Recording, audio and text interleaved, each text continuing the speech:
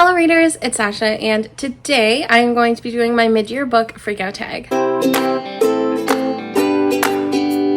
I loved doing these videos so much when I was on BookTube 4 years ago when I started, and I just really wanted to bring it back because it's such a popular video, and also I just have a lot of fun recapping my last 6 months of reading. I used to do this at the beginning of June because I was like following the crowd, but truly 6 months, the first 6 months of the year are January, February, March, April, May, and June, so I wanted to be able to include June's books in here as well. And I'm really glad I did because I have some prompts that fit really well with June's. So without further ado, let's just dive right into the questions and just all of that jazz. I have no idea who created this tag. I'll try to figure out and link them down below, but it's just been going around BookTube since before I started doing it, so I don't know, but it's fine. I'll try to figure it out. So the first question prompt is the best book you've read so far this year, and for that I have to go with Loveless by Alice Oseman. So far this year, this is my favorite book. This is subject to change because honestly I've rated about 5 books 5 stars, I think, and depending on the day it really depends on the day that this book is my favorite because it could go either way. I feel like they're all pretty interchangeable, but this one is just a little above the crowd for me right now just because of how much fun it was. It followed Georgia, who is starting university, and she is coming to terms with the fact that she is asexual, but she doesn't really understand what that term means or that there is a term for a good portion of this book, and it's about her friendships and her finding herself, and overall such an incredible book. I loved it so much, and it's definitely my favorite book of the year so far. Do I feel like it's going to be my favorite book of the year by the end of the year? Probably not, because like I said, this is very like subject to change, but right now when I think about books I've read this year, this is my favorite. The next prompt is the best sequel that you've read this year, and I would say for my first read, because I did reread the Throne of Glass series and I find that the sequels for those were amazing, but for my first read over, I would say that the best sequel I've read so far was Ruined by Natalia Jaster. So this is the second book in the Foolish Kingdoms trilogy, I believe it's called, and it follows the Jester and Briar, who's the Princess of Autumn, and they're falling in love, and there's also a lot of political intrigue, a lot of dialogue surrounding class, and it's just a beautifully intricate kingdom story. I didn't like the second book as much as the first book. I think the first book for me just had like a hint of magic in it that like I had been missing in a lot of my reads, so I didn't love the second book as much, but I still gave it 4.5 stars. I thought the way that it continued the story was beautiful. I thought it was so fleshed out, like the characters were developed so well, the world building was insanely well done, and overall I just felt like it was great. The only problem I had with it was that some of the sexy scenes went on for like a whole chapter, and the chapters were not small. I read them on Kindle and I have in the little corner like how long it's left to read this chapter, and some of them were 20 minutes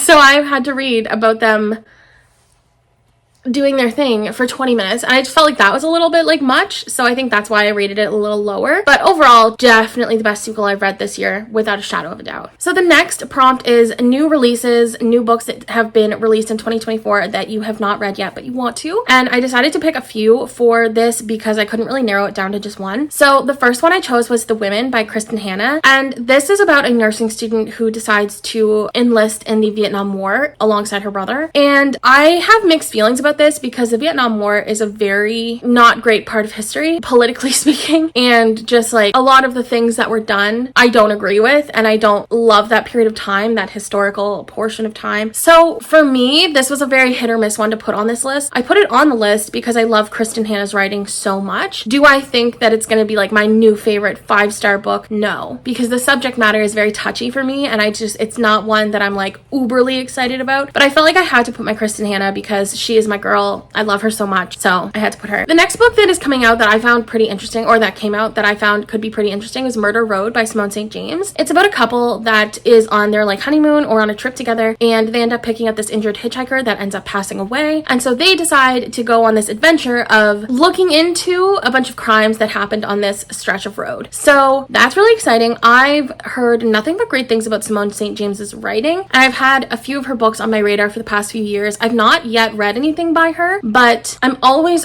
intrigued by their writing. Maybe now is the time, maybe this year is the time. Divulge, indulge, what? Maybe now is the time for me to indulge in their writing, just because I feel like it's actually pretty good and it's something that I feel quite interested in. I love a good mystery thriller, and I just feel like her concepts are always just really above bar. Like, I feel like they just sound really cool all the time. So yeah. Next, I have to put Funny Story by Emily Henry. I read my first Emily Henry book last year and I loved it. 5 stars. Funny Story is about a girl who falls in love with her ex-fiance's new fiance's ex, which honestly tripped me up a little bit when I was reading it, but I just have such high expectations for Emily Henry. Obviously, I've not read any of their other books, so that could have just been a fluke, but I had such a fun time reading Beach Read that I want to read this one and just love it. So I definitely want to read Funny Story. So the next prompt is to pick some books or a book that you're excited that is going to be released in the latter half of the year. So for me, I picked 3 books again, just because it's hard to narrow it down because there are some really awesome sounding books coming out. The first one is A Dark and Drowning Tide by Alison Saft, and this is a sapphic romance about a folklorist and her academic rival that are pairing up, putting their differences aside, and trying to figure out who offed their mentor. So for me, that sounds very cool. I love a good sapphic, love a good sapphic fantasy. I have not read a lot of sapphic reads this year, if any, actually. No, I read one, but it wasn't good, so I need to be redeemed in some way, but it sounds really good. I love the concept, the premise, chef's kiss, cannot wait. Next is An Academy for Liars by Alexis Henderson. This is a dark academia about a girl who finds out her school is not exactly what it seems to be. That's a very broad concept because truthfully, I don't really know what it's about, but the cover is stunning. I had a really hateful relationship toward dark academia for so long, but then I deep dove into the world of dark academia and I found some books that I really loved. So it is a hit or miss genre for me, a hit or miss subgenre, I guess, of a genre. Yeah, it's a hit or miss subgenre for me. I don't necessarily know if it's going to be like the best book I've read all year or like whenever I do end up reading it, but it did pique my interest because dark academia can be done really well, and I've seen it done really well. I've also seen it done ass, but we don't need to talk about that. And yeah, I'm excited personally for this one. I think it'll be really good and I have pretty high hopes for it. The third one I'm picking is The Hitchcock Hotel by Stephanie Roble, and this is about a guy who owns a Hitchcock themed hotel, and he invites a bunch of his old college film friends to the hotel for like a meetup after they've all graduated and stuff, I think several years in the future, and there are some deadly intentions surrounding this, and it's just very Hitchcock-esque, and I love Hitchcock. So the school that I went to for like elementary, junior high, and a year of high school, there was like a handful of teachers that I loved and that actually had an impact on me, and one of them was one of my teachers who taught English for a portion of the time, and he also taught our Bible class. So I know, it is what it is. On some of our English class days, he put Hitchcock films on, like short, not overly intense Hitchcock films, but it became like the highlight of every class we had with him because we were just like, oh my god, are we gonna get a Hitchcock film? This is gonna be great. And he didn't always do it, but sometimes he did, and it was a lot of fun, and I was a big fan. I'm not like the biggest Hitchcock fan. I haven't really like delved into his work other than in that class, but I always knew that getting the Hitchcock films, like the short films, when I was in class always made me so excited. And I don't know if they were the full films or if they were just like clips of them, but it was the highlight of that year that we had him. It was the highlight of that year, anytime that he would come in with his Hitchcock films. So when I saw that this was a like hotel mystery kind of isolated setting, because they're really all just stuck in this hotel for a while, I knew that I wanted to read it at some point because it just sounds right up my alley, so I can't wait to personally read this one. The next prompt was The Biggest Disappointment, and for that I have to go with Her Majesty's Royal Coven by Juno Dawson. I was very let down by this book. It premise-wise sounded like everything I was looking for. Queer witches, a historical coven that was designed and created by Queen Elizabeth I. Like, it had everything that I would typically look for when I'm looking for like an adult fantasy book, like witches, queer, friendships, like everything on paper on the back of this book was exactly what I wanted it to be. And so I had extremely high expectations, which is why I was so disappointed with this. The writing was choppy. I feel like the story was underdeveloped. It was jolting in certain ways. It was very like la-di-da-di-da, slow, flowy kind of situation, and then bam, halfway through there was like many things happening, and it was just like action, and it was just almost like a different story at times, and I felt it was very weird. I didn't like the way that the author took this story. I can't really comment on like the representation in this story because I'm not a part of any of the groups that were discussed in this story. But what I can say is that I would go into this with an understanding that there is a trigger warning for transphobia very heavily. I'm so sad. I think I gave it like 2 stars. The only reason it wasn't 1 star is because I did like some of like the friendship talks, like some of the times when all the friends were together, or like even some of the friends were together. I just had a great time with that. I thought it was cute, well done. So that's why it's not a 1 star, but I was so disappointed by this, and you will definitely not catch me picking up anything else in the series or anything else probably by Juno Dawson because I was very let down. Now, on a happier note, because I definitely don't want to be negative in this. I just want to live on vibes only, and good vibes are what I want. So the next prompt is the biggest surprise of 2024 so far, and that is Little Fires Everywhere by Celeste Ng. This was my favorite book in my last vlog, What Would Rapunzel Read vlog, I guess, and it was so fun. Obviously, if you don't know what this is about, it is about a woman who moves into an affluent neighborhood. She rents an apartment or something from this very wealthy family, and it kind of talks about the dynamics of that. And it also talks about a white couple that is adopting a Chinese baby whose birth mother is trying to get her back and trying to stop the adoption from happening, essentially. So there were a lot of really heavy topics for such a small book. Really touched on a lot of things. Touched on class, touched on racism, touched on adoption, the adoption process, things like that. I absolutely adored it. It was so character driven while being still very fleshed out and plot heavy. And for me, this book just hit every single box that I was looking for. I think it's because I went into it with lower expectations that it really ended up surprising me and becoming one of my favorite books this year. It's one of the only books I rated 5 stars this year. Out of 32 books, I think I've literally, like I said, read like 5 or 6 5-star books this year, and this was one of them. So I loved it, and I cannot wait to probably watch the TV show at this point because I think I want to see how it all plays out on screen as opposed to pen and paper. I think that's where I'm at with that. But yeah, I loved it. The next prompt is a new favorite author, and I don't really think I have like a new favorite author this year. For me, I don't really go based on like author, I go based on vibes, and that's not even necessarily true. Sometimes if I like an author's work, I'll add literally every book of theirs to my TBR, but I won't read it. So it's hard for me to find like a favorite author. I think if I were to pick one that I read a book that they had done and then I added all of their other books to my TBR, I would probably pick Rosie Thor, who wrote Tarnished Are the Stars. It was one of the books I read in my asexual reading vlog, and I absolutely adored it. I was very surprised by it as well. This was almost my biggest surprise one, but anyways, I loved it. I thought it was great. I thought it was well done. Characters were well fleshed out. The story was interesting. It took turns that I wasn't expecting, and overall I had a great time with it. So I really think Rosie Thor will become one of my like new favorite authors in terms of like adding all of their books and really finding like a consistency in writing. But yeah, I didn't have a new favorite author, but I would probably say that Rosie Thor is the closest thing that I could find. Next is newest fictional crush, and I don't necessarily always get a fictional crush because let's be honest, I'm a 25-year-old woman and I don't get crushes, especially because the bulk of what I read is like young adult or like mystery thrillers about bad men. So like I don't have a lot of crushes. What I will say though is that changed a little bit for me when I reread my Throne of Glass series, because I have the biggest crush on Dorian Havillard, who is one of the main characters throughout the whole series. I love him. I think he's hilarious. I think he is attractive, and overall big fan, big giant fan of his. Love him. Think he's great.